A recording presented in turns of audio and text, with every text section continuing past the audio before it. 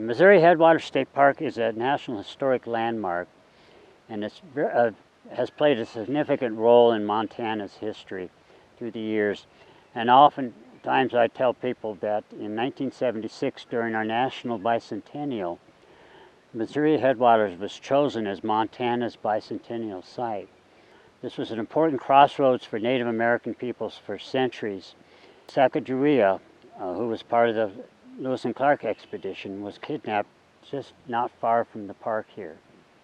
And she played an important role in the expedition, and then when the expedition came here in 1805, it was her that directed the expedition onto the Jefferson River to continue with their journey. John Coulter and other fur trappers returned here after the expedition to trap for beaver. And it was near here on the Jefferson River that John Coulter and Potts were pulled over by the Blackfeet, and Potts was killed, but Coulter was allowed to run for his life. So his famous run took place not far from here. We had the Hayden expedition in 1869 came through on their way to visit Yellowstone Park for the first time. They recommended it as our first national park. Elements of the American cavalry came through here and stayed one night on their way to the Little Bighorn. We also had the Baker party came through here on their way up to the Marias River, where they massacred some of the Blackfeet up there. So yeah, there's little bits of history that have taken place here.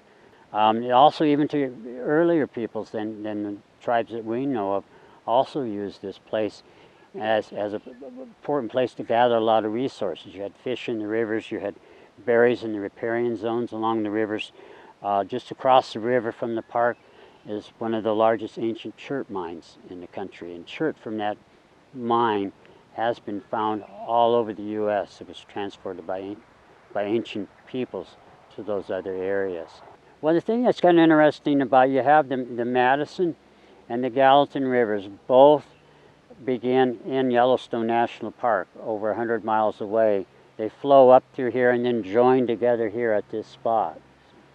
Now the three rivers, we know them that come together here. We know them as the Gallatin, the Madison, and the Jefferson rivers.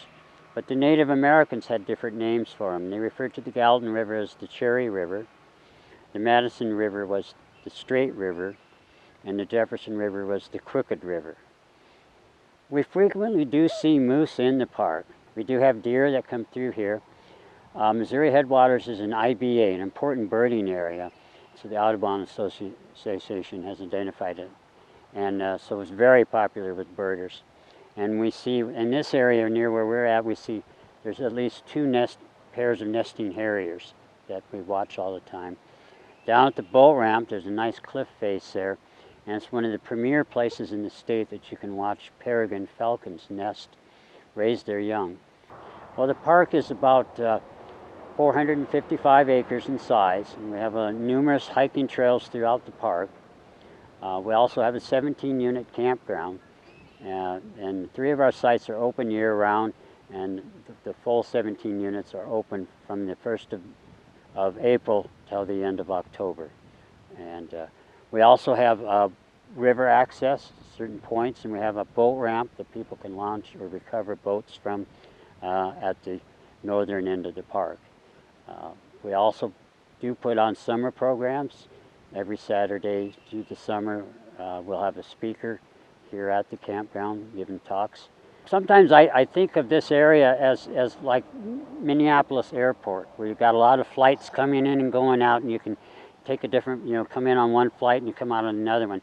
And that seems to be an important crossroads that we noticed with the Native American people. In fact, it was so important that that no one tribe claimed this area as their homeland. But we think as many as 14 to 17 different tribes used this area. But they would come and use it and then move on, and a different tribe would use it for a while. And then that even played a role in the Laramie Treaty of 1855, and this was designated as a common hunting ground.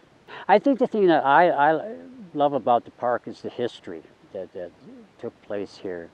And the more, you know, longer I've been here 10 years, and it seems like every year there's another layer that comes off.